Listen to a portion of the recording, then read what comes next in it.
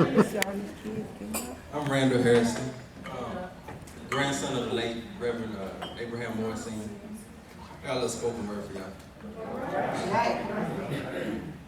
And I told my mom I was gonna write some spoken word for the family meeting. I didn't know what I was gonna write about. So God gave me a message.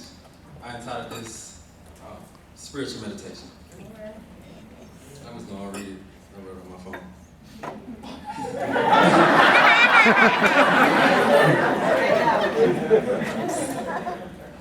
Let me ask y'all a question. To what do I owe? No, to what do you owe my presence? Like, why am I here? The essence of my sole purpose is simply to relay a message. A message contained within a lesson.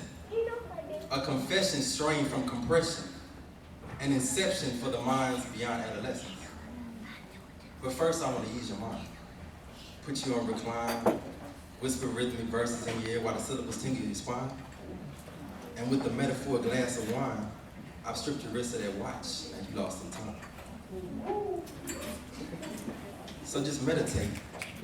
Kick back, relax, and be quiet. Turn down your speech and elevate the volume of silence. This is the place where peace resides. Too much pride in how you backtrack and seeking everything you're lacking, taking refuge in your domicile.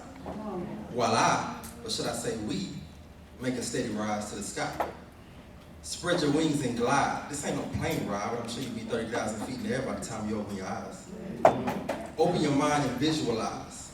Take time to compromise your state of reality. Ambiguity is understandable, but your imminent destination is what I'm trying to get you to see. Like reaching the peak of the highest tree just to see everything that runs the valley. Looking through a scope just to witness distant hope. That's how she wrote in most people's books. But when my destiny seems limited and the world tries to block my passage, I'm like, nope. But you have to see it. I can speak it, but what's a word to a deaf ear? Because since the brain can't consume it, it'll never believe it. But then what's faith if you must see it to achieve it? I guess contradiction is inevitable when you attempt to dig through what God created. Because it's understanding, we don't need it.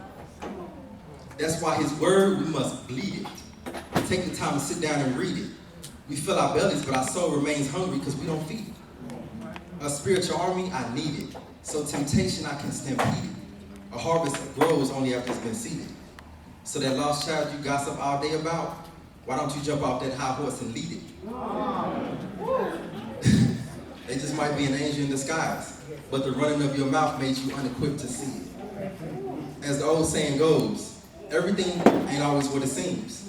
Behind these dry eyes are waterfalls against dry walls. But you don't take the time to open your eyes and realize, so you consider it another of my flaws. You think I lack emotion, but I've only given you a notion to hold that assumption. Who are you to judge? Better yet, who am I to be understood by such a narrow-minded perspective? Since you're so intellectual, tell me why you wait in the vestibule every time the preacher's message becomes too complex for you to comprehend. Tell me why you refuse a percentage of 10 when that plate is passed around and you got plenty of currency to lend. These are metaphoric situations. Their meaning lies way beneath the surface in this world of sin. You have to dive in the ocean to really experience all that lies within. Life is about chasing dreams. Even if you fall trying, arise from that paper, and in the words of the fallen angel, dust yourself off and try again. The key is learning from what you did wrong and motivating yourself to fight till you win. One man is only as strong as his last battle, but a team holds a reputation despite when they last had to contend. Build your circle in anticipation of demise. Since this world had a beginning, we must live in preparations for its end. Not medication, adaptation, dedication, emancipation, or relaxation can protect you from the actualization of life circumstances. Consistent spiritual meditation is what will give you an advantage. God bless.